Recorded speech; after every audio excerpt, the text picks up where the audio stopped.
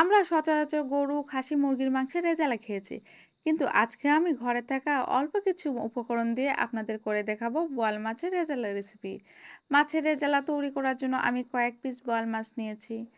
এবার তাতে দিয়ে দিচ্ছি লবণ, মরিচ গুঁড়া, হলুদ গুঁড়া দিয়ে মাখিয়ে 15 মিনিটের মতো রেস্টে রেখে দিয়েছি। কড়াইয়ে তেল দিয়ে দিচ্ছি। তেল গরম হয়ে আসলে এক এক করে আমি মাছের পিসগুলো ভাজতে দিয়ে দিচ্ছি।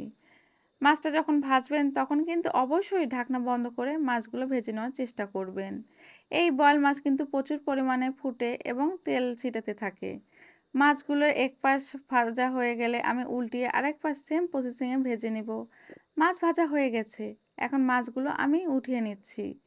মাছ ভাজার অবশিষ্ট তেলে আমি দিয়ে দিচ্ছি আর একটু তেল এবং দিয়ে দিচ্ছি 1 চামচ ঘি। তেল আরও একটু গরম হয়ে আসলে পেঁয়াজ কুচি দিয়ে দিলাম। পেঁয়াজগুলো কিন্তু আমি বেরেস্তা করে নিব। পেঁয়াজগুলো আমি ডুবো তেলে ভেজে নিব। পেঁয়াজ বেরেস্তা হয়ে গেছে। এখন আমি 4 ভাগে 3 ভাগ পেঁয়াজ বেরেস্তা আমি উঠিয়ে রাখবো। বাকি পেঁয়াজের মধ্যে দারুচিনি ও এলাচ দিয়ে দিচ্ছি। গরম তেলে দারুচিনি ও এলাচ একটু ভেজে নিব। এরপর আদা রসুন বাটা ও পেঁয়াজ বাটা ও স্বাদমতো লবণ দিয়ে আমি মশলাগুলো আবারও ভালোভাবে ভেজে গরম তেলে দারুচিনি ও এলাচ ভেজে নেব। এরপর আদা রসুন বাটা ও পেঁয়াজ বাটা ও স্বাদমতো লবণ দিয়ে আমি মশলাগুলো ভালোভাবে ভেজে নেব, যাতে আদা রসুনের কাঁচা কাঁচা গন্ধ না থাকে। আদা রসুন ভাজা হয়ে গেলে এবার 3 চামচ মরিচ গুঁড়া, হাফ চামচ হলুদ গুঁড়া ও 1 চামচ ধনে গুঁড়া দেওয়ার পর মশলাগুলো ভালোভাবে ভেজে নিব। আর মশলায় আমি পানি দিয়ে দিব। পানি দেওয়ার পর আমি ফেটানো টক দই ও বাদাম বাটা দিয়ে দিব। আরও সাথে দিয়ে দিব চেরা কাঁচামরিচ দিয়ে নেড়েচেড়ে মিশিয়ে নিব। এবার রান্নায় বলক চলে আসলে ভাজা বোয়াল মাছগুলো আমি দিয়ে দিব।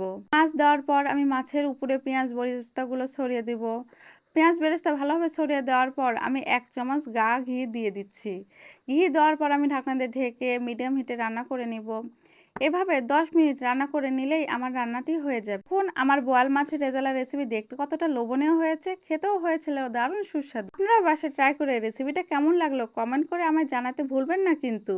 রেসিপিটি ভালো লাগলে অবশ্যই লাইক এবং শেয়ার দিবেন।